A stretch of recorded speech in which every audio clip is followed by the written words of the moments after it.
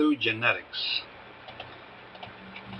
the combination of what was passed takes on the procreative method, which we call sex. Animals willfully engage in acts of creativity when they copulate, though they do not know it, and by not knowing it, they cannot direct it. They rely on predispositions, instincts in other words, constructed through natural selection, trial and error methods.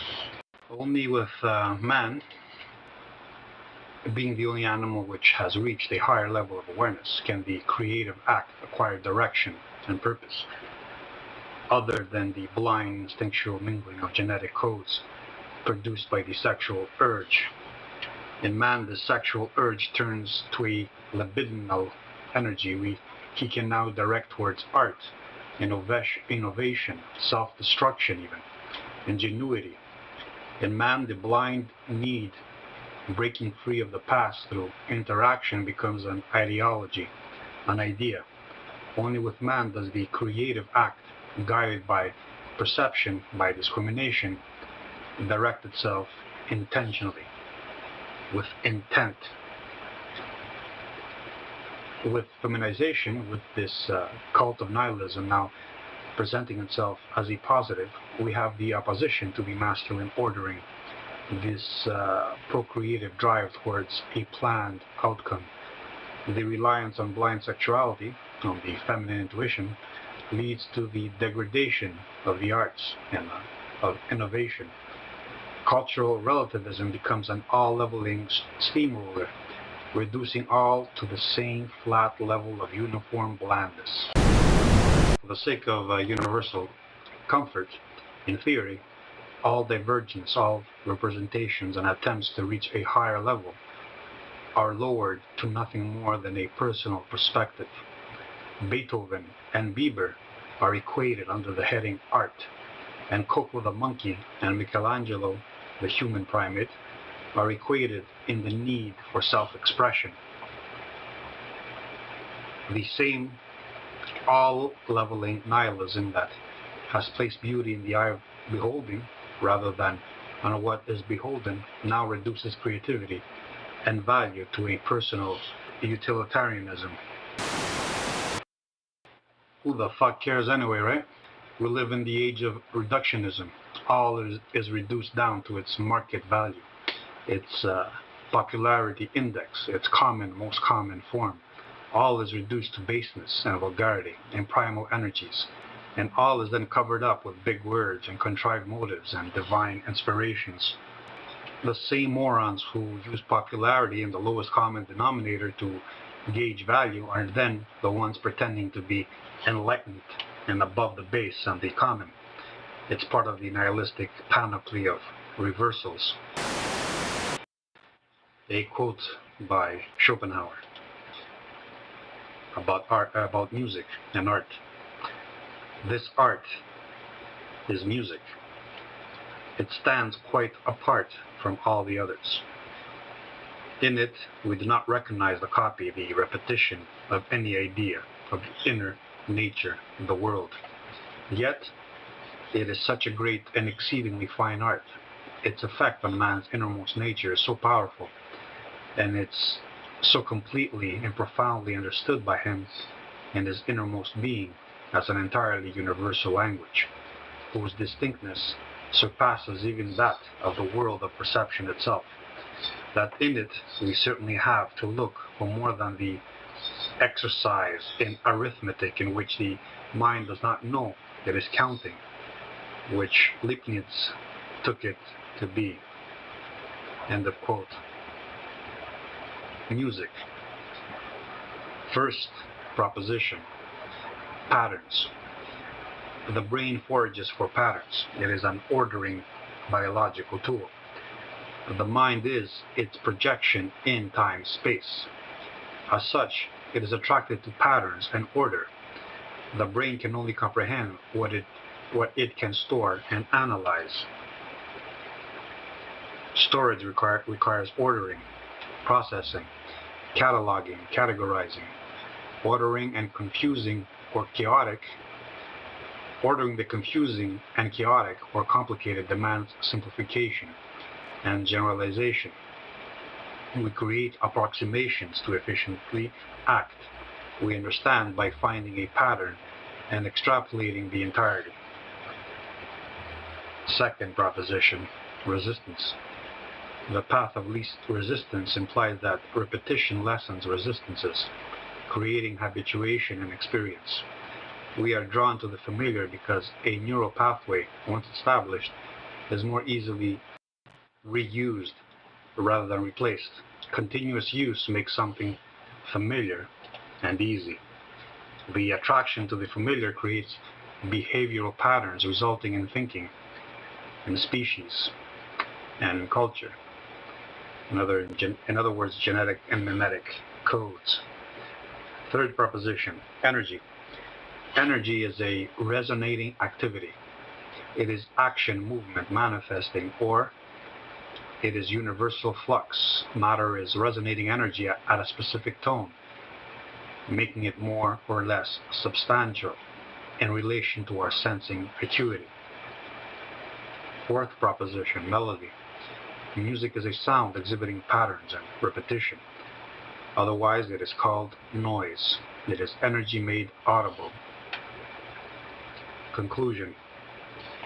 The familiarity with patterns makes them attractive. It awakens remembrance by stimulating neural pathways which might have become forgotten, or by harmonizing with our own energies. It can imitate our becoming.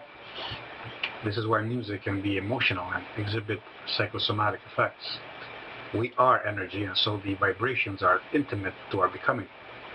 The kinds of music an individual, a collective, listens to, it is attracted by, the rhythms and the beats, reflect the individual's and the collective's overall essence. The visceral reaction to an ordering piece of sonar stimuli is the most honest representation of the emerging unity's internal nature, his or her true spirit, as this has been inherited and cultivated within a particular environment. The writer often performs a kind of linguistic sleight of thought. He impresses upon the reader the feeling that what he is being given, he, the reader, already has possession of. Like all magic tricks, its success resides both in the talent of the magician and in the receptive frailty of human nature. Books of today do not want to challenge the reader. They only want to be liked, and by being liked, they want to be purchased. They feed into the reader's psychology, telling him what he wishes to hear in the way he wishes to hear it.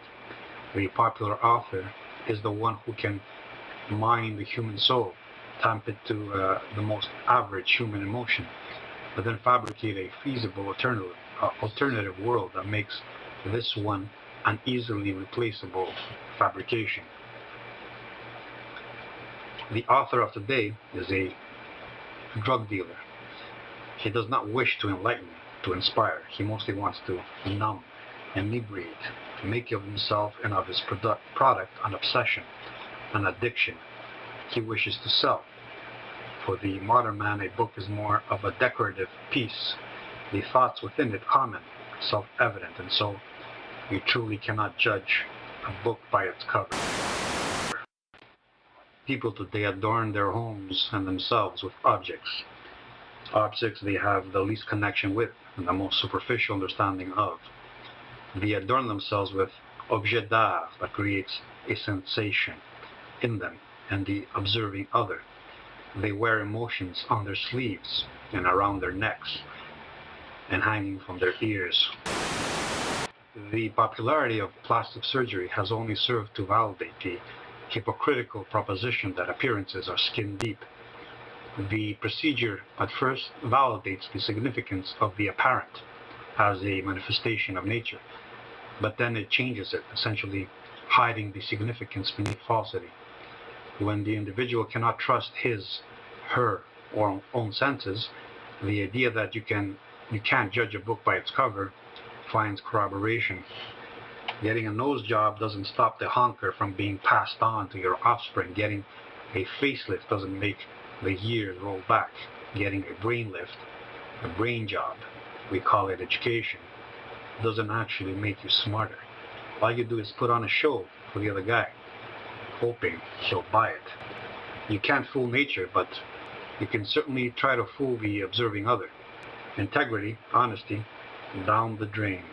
A word used by women to try to get others to expose what they are hiding. Oral fixation. Oral fixation is what characterizes our feminized, modern, emasculated culture. The bonobos indulge in continuous copulation to relieve stress and to reaffirm hierarchies, avoiding the more chimpanzee masculine violence. They fuck continuously. But we moderns, still trapped in our Judeo-Christian ethics and a paternalism we claim we've surpassed, cannot indulge in orgies of that kind. At least not openly. Not yet. We are still contained within the morality of paternalistic monogamy and that emotional crutch Christianity has blessed us with to justify capitulation, this emotion called love. Instead, we deal in oral grooming, a continuous yapping, a continuous talking just to talk, oral sex, oral narcotics, smoking by sucking down on a phallic-shaped narcotic needle, endlessly feeding, eating ourselves into oblivion as a baby does from its mother, feeling the endorphins lull our libido to sleep. This endless suckling from the proverbial teat of mother humanity. What we call education is no more than this suckling from the communal feeding trough, the shared breast. We do not seek nutrients in the world, from the world, directly, but we remain infantile, forever stunted, retarded, immature, dependent on another to accumulate and process nutrients for us, because that's what a mother does. A mother collects nutrients from the world, converts it to a digestible form so baby's tummy does not get irritated, and she feeds her child through her nipple. And how different are today's students? Do they not suckle what has already been collected, converted, and then fed to them through the institutional nipple? Are they not digesting processed nutrients? You can always tell when a mind is stunted. It cannot speak outside references to other people. They, these retards, do not speak of the world by observing the world, but they speak of what someone else said about the world for them. They suckle, they swallow, and then they burp it up when tummy is full. It is said that laconizin esti philosophin. To be laconic is to be wise. A reference to the ancient Spartans who spoke with few words and relied on actions, as men often do. What was their absence of walls around their city but a statement requiring no words when the Athenians built walls and then talked behind their protective safety like women? Are we not forced to be as women, to be like the bonobo, make love, not war, meaning talk, fuck, in endless hedonistic escapism? Do not use the efficiency, the manly advantage of action. When accosted by a female or a child, do not slap it across the head. Do not put it in its place. No, you must become like a female and talk and complain and bitch. You can only deal with the other verbally, orally. Calm them down by sucking on their ego.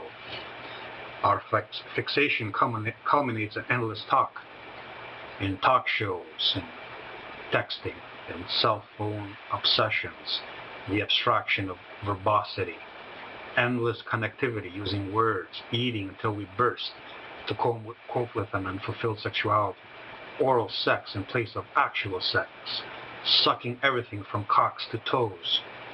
We cannot yet fuck like the bonobos, turning our everyday lives into an endless orgy of fluid exchanges with no outcome, but placating of nervous tensions, But we are getting there. Sluts, whores, man whores everywhere. Sex reduced to a banquet, a Chinese buffet, leaving us hungry for more.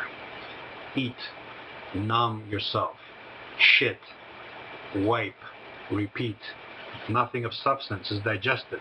It all passes through our system, leaving very little behind.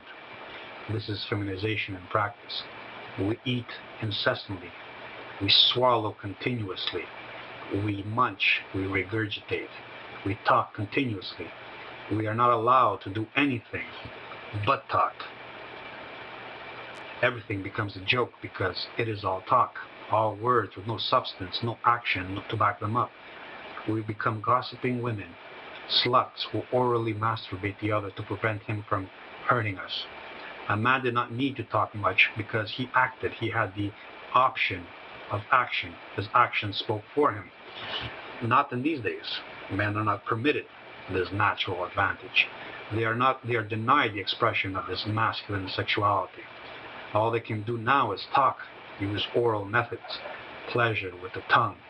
And the female can count on his tongue to pleasure a woman, to inspire a woman to orgasm, to seduce a woman. He, as a man, cannot do it in any other way. He might go to jail if he treats the woman as he knows she wants to be treated. Emotional vampirism is all that is left. We feed off of emotions, and words are how we make the mind ejaculate these emotions. What we need are pacifiers to help us with our oral fixation, a fixation we're not allowed to outgrow. First came the word, and the word, the tongue, the throat, the mouth, is the only activity permitted. Eat, drink, smoke. Use your tongue to pleasure the other. Be pleasured by the other's tongue. Use words to numb yourself. Love, hate, emotions to explain away reality, to put it in an emotional box, to make it comforting, to make it understandable. In our age of zombification, we have been reduced to mouths and stomachs. The walking dead, the walking need, the walking hunger. And what are zombies but cannibals? They do not eat anything else but human beings. They are humans minus reason, minus awareness. They're humans totally given over to pleasure, to need, to hunger, to oral fixation.